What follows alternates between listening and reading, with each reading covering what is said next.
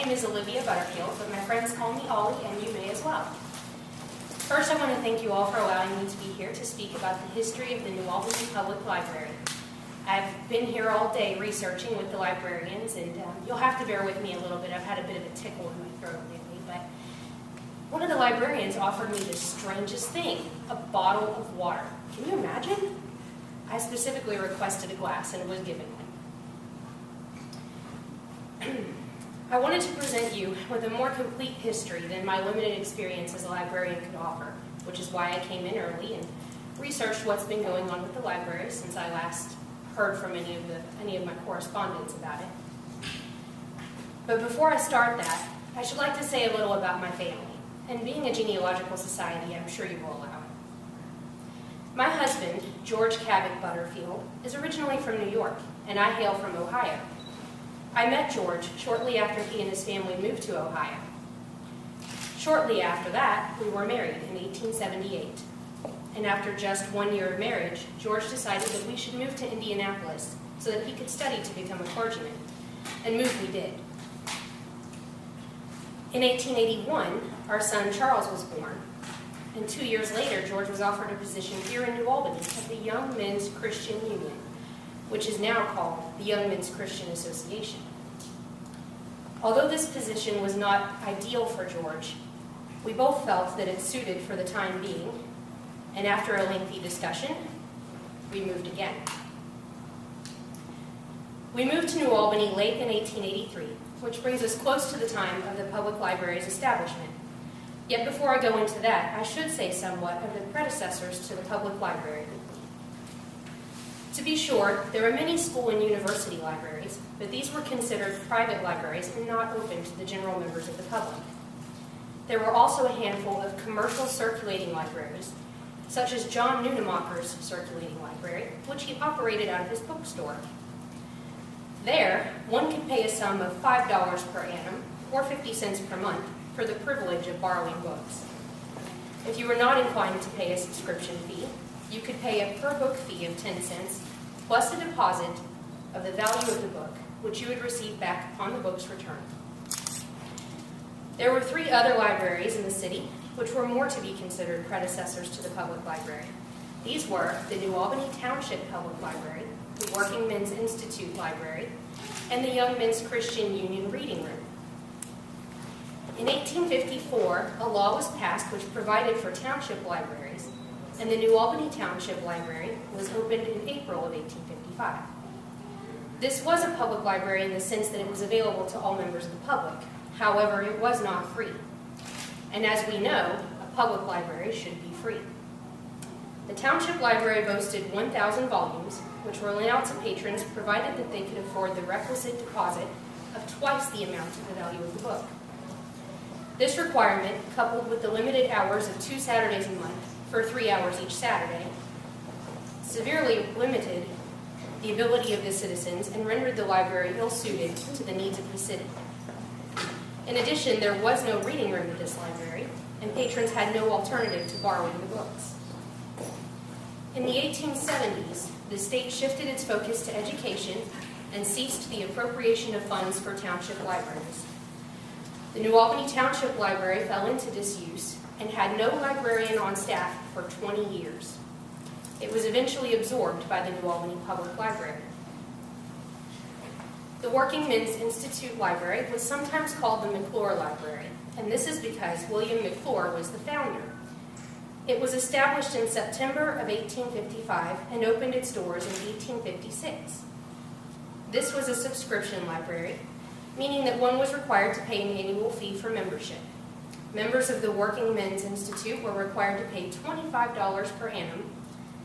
Mr. McClure also required that all members should be men who labored with their hands or earned their living by the sweat of their brow. The Working Men's Institute Library contained no less than 100 volumes at its opening. Over the years, it too fell into disuse and was absorbed by the New Albany Township Library. The final predecessor was the Young Men's Christian Union Reading Room, an appropriate place to wrap up the prehistory given its role in the public library's future. The reading room consisted mostly of serial publications, that is to say, newspapers, magazines, and other periodicals. They had some books which were kept under lock and key until requested by a patron, but they could not be lent out. One must be a member of the Young Men's Christian Union, and therefore a man, to utilize the library. In addition, a sum of $2 per annum was required. Now, as I said before, we moved to New Albany late in 1883. We heard from several neighbors that the community had been trying to establish a public library for some 20 years. To that end, they had established a library committee in November of 1882. The committee were Mr. J.H. Meakin, Professor Robert A. Ogg, Mr. George B. Cardwell, Dr. R.S. Brigham, and Superintendent Charles F. Coffin. These men solicited subscriptions, which are pledges of monetary donation, from members of the community so that should a public library ever be established, there would be funds for its housing and upkeep.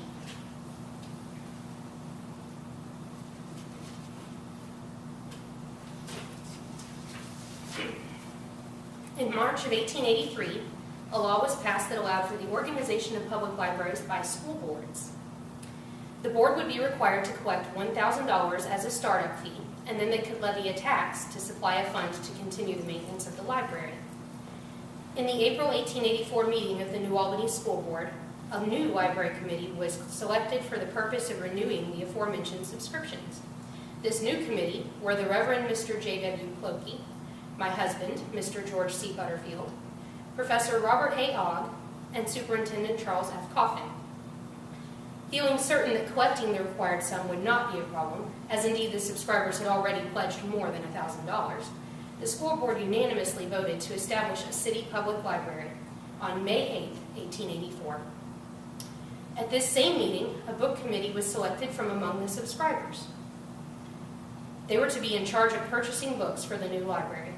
These members were Superintendent Charles F. Coffin, Mr. Alexander Dowling, Dr. Charles Bowman, Reverend J.W. Clokey, and Newland T. DePaul. It was settled that the library would be housed in the reading room of the Young Men's Christian Association, as it was known by this time. Superintendent Coffin was elected librarian.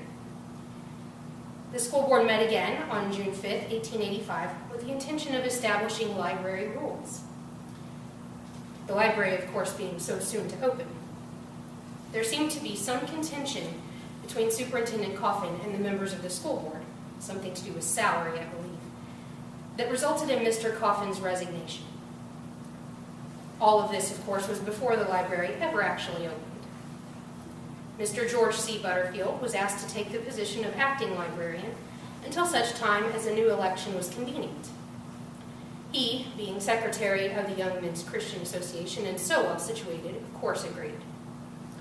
The New Albany Public Library was opened to the public on July 27th of 1885, with 720 volumes. The hours were fixed at my husband's office hours, which were 9 to 10, 11 to noon, 2 to 2:30, and 5 to 6. Now I ask you, what sort of nonsense is that, especially that half-hour bit in the middle of the day? And I can tell you the public was of the same opinion, and it was not long before I was in the position of librarian. I could not be from home all day, of course, mind you, and Mr. Butterfield did man the desk for some of the time. At first, we did still have to keep the books under lock and key until they were requested and could not loan them out. And this was because we had no catalog at the time. I knew the collection, my husband knew the collection, but the general members of the public did not. It was better for the condition of the books and the organization of the books that I be the one to fetch them and that they remain on the premises. It was not long, however, before we had a catalog and patrons could acquire library cards for the circulation of the books.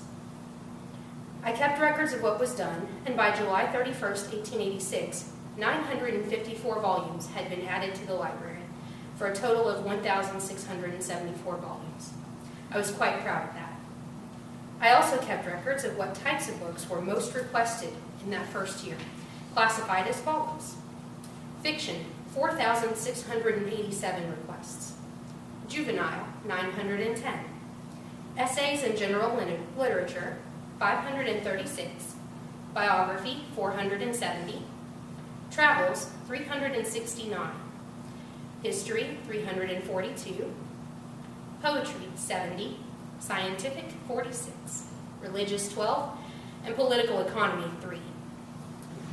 Also in this first year, Mr. Ferdinand Walker's landscape paintings were on exhibition at the library, and beautiful paintings they were too. He did a portrait of my son Charles, and it was so amazing, I simply could not believe it, but I digress. In 1887, my husband was offered a position in California. This was the position that he was waiting for, and of course he had to accept. So we moved. And Mr. James H. Ashebrainer took over as acting librarian. His wife Mary wrote to me often and kept me abreast of any goings-on in the community. I also received correspondence from Miss Mary Cardwell, Mr. George B. Cardwell's sister, and from Mrs. Emma Carlton. In 1889, Mr. Ashebrainer was elected the first full-time librarian, and the library was moved to number 12 East Main Street. The library moved again in 1894 to rooms 5 and 6 of the Masonic Building at 14 East Spring Street, and it was at this time that the Museum of Natural History was added to the library. And I would like to make a comment here. There have been many questions about the first librarian of the New Albany Public Library, and as you've heard in the history so far, that is up to some debate. The first librarian elected was, of course, Superintendent Coffin, but he never served as librarian. The first official librarian on the paperwork was my husband, Mr. Butterfield. He, of course, was not at the desk. The first acting librarian was me. I was not officially recognized unless you consider this directory. The first elected, full-time, and active librarian was Mr. James Ashebrainer. In 1896, Mr. Ashebrainer resigned his position in pursuit of an education. He was to become a physician, and Mr. Walter G. Harrison was elected librarian to replace him. Now, Mr. Harrison was a good man and well thought of in the community. It was at his request that Superintendent Charles A. Prosser first wrote to Mr. Andrew Carnegie to solicit funds for a new library building. Mr. Prosser was successful in his campaign, and a Carnegie Library building was built. And this was much thanks to Mr. Andrew Carnegie's generous donation of $40,000. The library opened its new doors to the public in March of 1904, and the books were now classified according to the Dewey Decimal System, thanks to Mr. Harrison. And this was a huge undertaking for Mr. Harrison. He also stored them on open shelving, which meant that these books were now available totally to the public. They could walk up to a shelf, pick a book of their choosing, check it out, and take it home. And this was the first time this could be done in the history of the New Albany Public Library. Mr. Harrison resigned his post in May of 1905, and who can blame him? That poor man must have been so exhausted after all of his hard work. Miss Annette L. Clark was elected director. Notice I said director and not librarian. This was the first time in the history of the New Albany Public Library that more than one librarian was hired. There had been library assistants, to be sure, but the board had not hired them as librarians.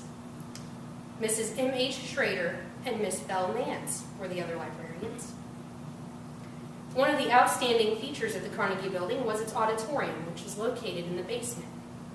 Beginning in 1913, the Amaranth and Fortnightly Women's Literary Clubs held their lectures in the auditorium, and it was not long before the Coterie Club followed suit.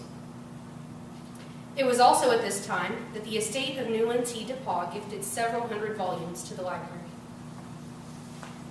In 1917, the library joined the war effort by sending books to soldiers. In 1921, it was named the headquarters for New Albany Community Service. In 1926, through the cooperation of the American Library Association, the library began courses for Reading with a Purpose, wherein educational books on a variety of current topics were made available to the public. The New Albany Township Library was closed for good in 1923, and its volumes absorbed by the New Albany Public Library. By 1931, the library had acquired several paintings as well. Among these were a portrait of Mr. James Whitcomb Riley, and two landscapes by Mr. Ferdinand Walker, and a portrait of Mr. Seth Woodruff, and a landscape titled A View from Silver Hills by Mr. George W. Morrison. As I walked the halls of the library earlier today, I noticed that all of these paintings but one are still in this library. The missing painting is the portrait of Mr. Seth Woodruff. When I inquired about this painting, I was told by the current librarians that it is being restored in Cincinnati, Ohio, and will soon be back on the wall. In the 1930s, there began to be an increase in rare books going missing from the shelves.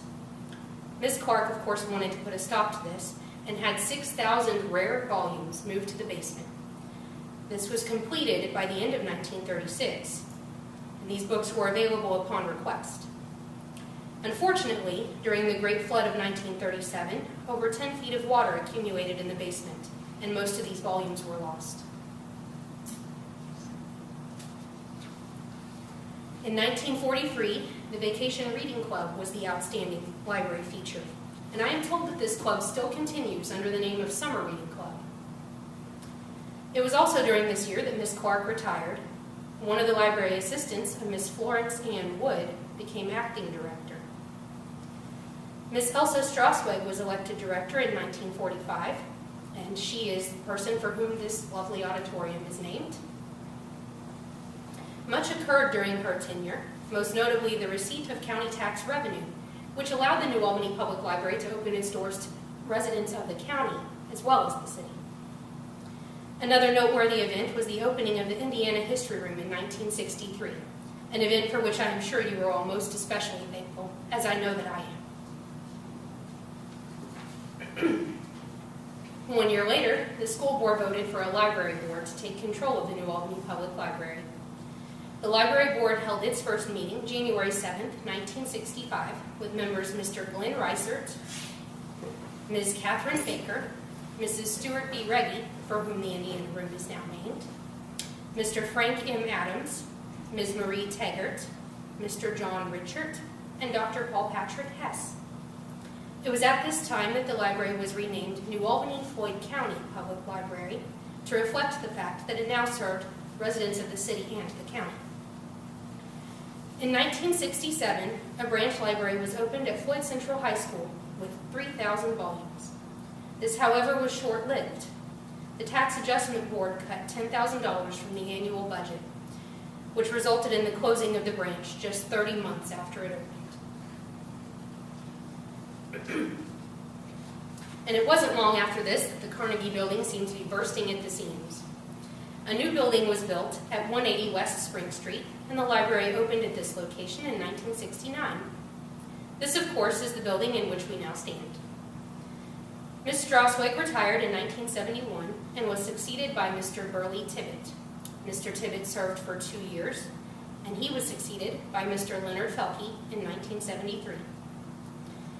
In 1976, Ms. Ramona N. Leitner became the director. During her term, the library had its first ever book sale, began oral histories, acquired movies for circulation, began the Walking Books program, and dedicated Barney Bright's The Search, which is that enormous sculpture out in front of the building. The Friends of the New Albany-Floyd County Public Library was also established at this time. Mr. Stephen T. Day became the director in 1987, and it was during his tenure that the library began to promote the Bookmobile, which took books out to the residents of the county so that they did not have to make the trip to town. Mr. Day retired in 2011, and Ms. Rose Frost became the director. And this, of course, brings us to the present. I do apologize for my brevity as I approach the end of this history, but there really is so much to be said and not enough time to say it all. Someone really ought to write a book about the history of the library. Thank you again for having me here. If you have not yet had the opportunity, there are some items on the back table there, a little bit of the timeline of the history of the public library. Please take a look at that. And now I believe it is time for show and tell.